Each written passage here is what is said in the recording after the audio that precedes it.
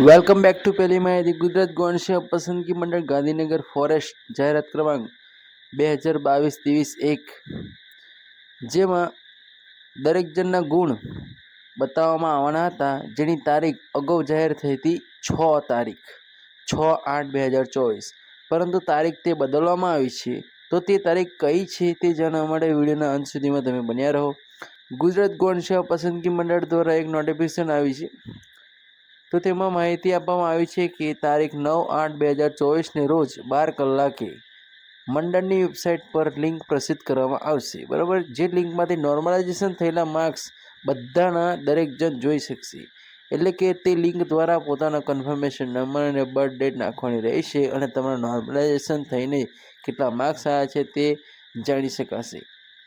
તો આ રીતની ચોક્કસ માહિતી મેળવવા માટે યુટ્યુબ ચેનલ સબસ્ક્રાઈબ કરો અને જો વિડીયો ગમ્યો હોય તો આ વિડીયોને લાઇક કરો અને જરૂર લાગતા વિદ્યાર્થીઓ ઉમેદવારોને પણ આ વિડીયો શેર કરી દો, જેથી કરીને તેઓ પણ આ માહિતી મેળવી શકે.